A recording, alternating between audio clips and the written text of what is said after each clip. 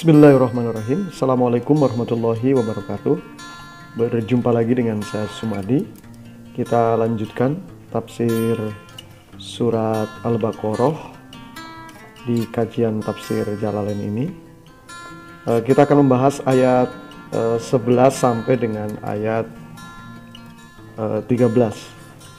Bismillahirrahmanirrahim. Wa idza qila lahum, dan apabila dikatakan lahum kepada mereka, ay liha ulai, yaitu kepada mereka orang-orang munafik, la tufsidu fil ardi, janganlah berbuat kerusakan di muka bumi ini, bil kufri, dengan kekafiran, wa ta'wiki anil imani, dan berpaling dari keimanan atau menolak keimanan. Qalu innama nahnu muslihun. Orang-orang munafik itu mengatakan, sesungguhnya kami adalah orang-orang yang muslih, orang-orang yang baik. Walaysa ma nahnu alaihi bifasad. Jadi orang-orang munafik itu mengatakan, bukanlah kami orang-orang yang selalu berbuat kerusakan. Qala Allah Ta'ala raddan alaihim. Kemudian Allah Subhanahu wa Ta'ala berfirman sebagai bantahan, roddan, bantahan, alaihim, terhadap mereka orang-orang munafik. Ala, ingatlah atau ketahuilah, ala litanbih, ya, untuk perhatian. Innahum humul mufsiduna, sesungguhnya mereka itu adalah sungguh-sungguh orang yang berbuat kerusakan di muka bumi ini. Walakin la yash'urun, akan tetapi mereka tidak menyadarinya. Bidzalik, atas perbuatan mereka. Wa idza qila lahum, dan apabila dikatakan kepada mereka, aminu, hendaklah mereka beriman, atau mari beriman, gitu ya. Aminu, beriman, berimanlah kepada Allah. Kama amanan nasu, seperti berimannya para manusia. Para manusia di sini atau sebagian manusia ini adalah ashabun nabi, yaitu sahabat-sahabat nabi yang telah beriman. Qalu, berkata orang-orang munafik itu, anu'minu kama amanas sufaha'u, haruskah kami beriman sebagaimana berimannya orang-orang yang as-sufaha. As-sufaha itu al-juhal, orang-orang yang bodoh. Ay la naf'alu ka fi'lihim. Jadi kita kata orang-orang munafik, tidak akan melakukan ka fi'lihim, sebagaimana yang dilakukan oleh mereka yang dimaksud oleh orang munafik adalah mereka para sahabat Nabi yang telah beriman. Qala Ta'ala, berfirman Allah Subhanahu wa Ta'ala, raddan alaihim, sebagai bantahan terhadap mereka kaum munafik. Ala innahum humus sufaha'u, justru mereka lah, ya, ingatlah atau ketahuilah, justru mereka orang-orang yang bodoh, orang-orang yang picik, orang-orang munafik itu. Walakin la ya'lamun, akan tetapi mereka tidak mengetahuinya. Nah, jadi ayat 11 sampai 13 ini dalam tafsir Jalalain ini dijelaskan, ya, bahwa sifat-sifat orang munafik itu ketika dilerai atau dilarang untuk berbuat kerusakan, justru mereka mengatakan bahwa mereka lah adalah orang-orang yang baik.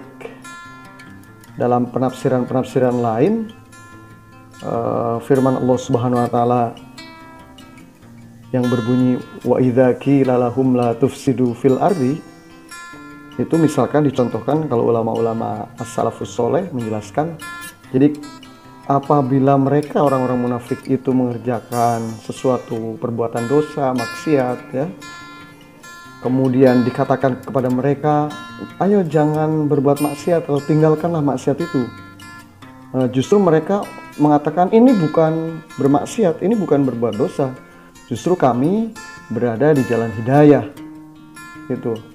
Dan sebagai orang-orang yang selalu mengadakan perbaikan, melakukan kebaikan-kebaikan. Nah, jadi orang-orang munafik itu sangat licin sekali memutarbalikkan fakta, ya, memutarbalikkan kebenaran. Ini bukan persoalan dialog, bukan persoalan dialektika, tetapi memang argumentasi pemutarbalikan untuk menolak kebenaran. Dan menurut At-Tabari bahwa ya ini adalah orang-orang munafik Madinah, ya, yang ketika dianjurkan atau diminta untuk taat kepada Allah dan menjauhi larangannya, justru mereka mengatakan bahwa apa yang mereka lakukan adalah sebuah kemaslahatan, bukan mafsadat, bukan sesuatu yang berimplikasi pada kekerasan. Jadi ya, sekali lagi sangat licin untuk memutarbalikan apa yang mereka lakukan yang sesungguhnya adalah kekerasan. Nah, maka dijawab oleh Allah Subhanahu wa taala, ya.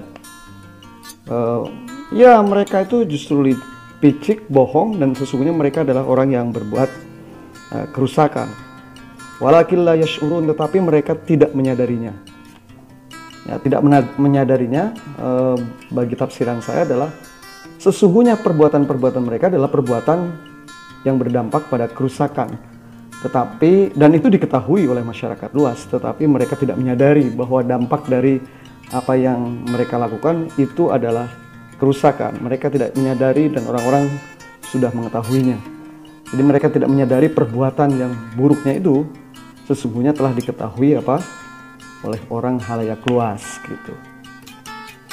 Nah, artinya bahwa di ayat 11 ini dan 12 ini menjelaskan ciri yang paling utama dari orang munafik itu artinya sikapnya selalu memarginalkan etika.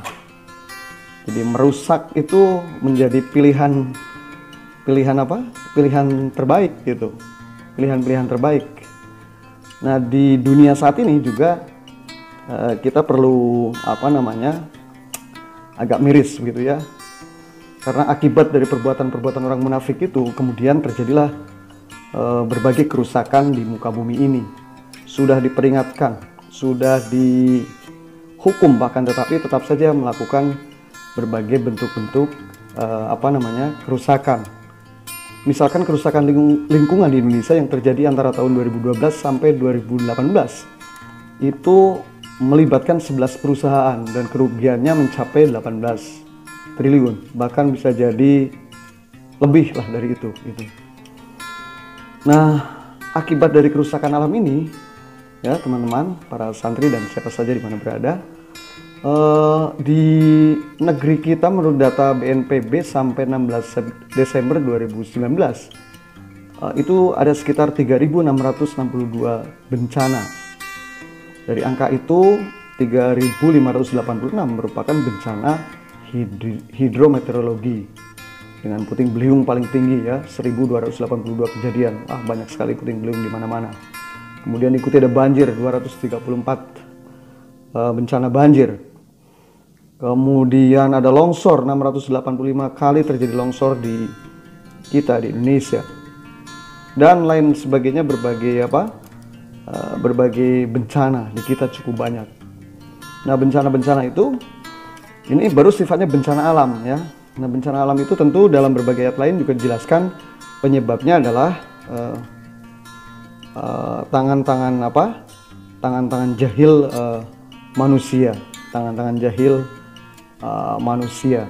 Menurut Profesor Emil Salim, dia berpendapat bahwa berbagai kerusakan di muka bumi ini itu akibat bergesernya gaya hidup manusia dari needs, yang artinya memenuhi kebutuhan, ke wants, itu memenuhi keinginan, ya.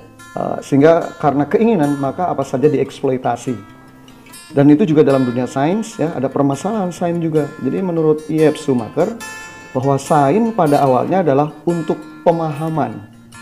Sains pada awalnya dikembangkan berdasarkan moral dan kebijaksanaan, sehingga sains digunakan untuk menyingkap rahasia-rahasia agung Tuhan tentang alam semesta, makrokosmos, tentang alam manusia, mikrokosmos. Tetapi kemudian di era modern ini ya justru sains berubah wajah, ya berubah wajah. Jadi sains justru dimanipulasi. Sains digunakan untuk kepentingan-kepentingan eksploitasi alam dan kepentingan-kepentingan ekonomi, juga terkait dengan kepentingan-kepentingan politik tertentu. Nah, itu dalam konteks surat ini sesungguhnya itu bagian dari perilaku-perilaku munafik gitu. Jadi kalau menurut Quraish Shihab artinya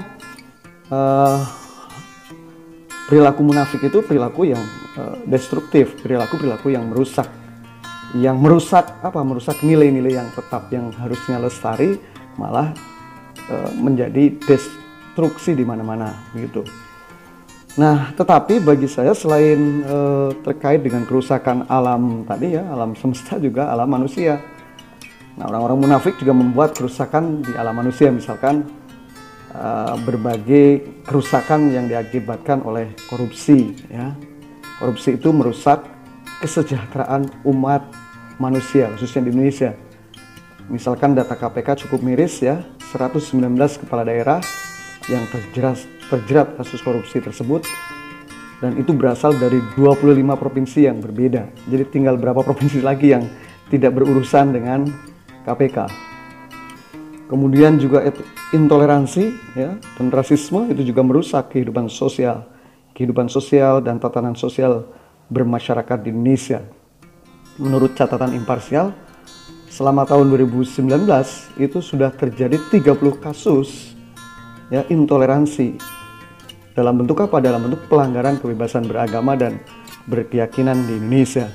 Nah, jadi la tufsidu fil ardi qalu innama nahnu muslihun ala innahum humul mufsiduna walakin la yash'urun. Jadi itu perilaku-perilaku munafik ya, seperti diterangkan di sebelumnya ya. Dalam teori panggung itu ada front stage, ada backstage. Ternyata perilaku-perilaku munafik itu front stage-nya seperti ada pembelaan, ada advokasi terhadap kebaikan, kebenaran, tetapi di belakang itu ada eksploitasi yang sungguh cukup kuat yang memarginalkan kebijaksanaan dan etika. Itulah kemudian ancaman bagi orang munafik, innal munafiqina fi darkil asfali minan nar walan tajid lahum nasira. Jadi sesungguhnya orang-orang munafik itu ditempatkan pada bagian yang paling bawah dari neraka. Dan kalian orang-orang munafik tidak akan mendapat seorang penolong pun bagi mereka. Itu dalam surat An-Nisa ayat 145. Demikian tafsir Jalalain ayat 11, 12 dan 13. Nah, di ayat ke-13-nya kemudian setelah menyindir bahwa mereka bukan orang baik, bahwa mereka adalah orang-orang munafik itu adalah orang yang berbuat kerusakan, maka ada ajakan lagi untuk beriman, untuk kembali kepada etika yang benar, kembali kepada kemaslahatan, kembali kepada visi islah, perbaikan di berbagai aspek yang dimulai dengan keyakinan kepada Tuhan yang Maha Kuasa. Tetapi tetap mereka mengatakan bahwa mereka tidak akan beriman, tidak akan mengikuti perintah Allah Subhanahu wa taala dan Nabi sebagaimana yang telah diikuti oleh para sahabat Nabi.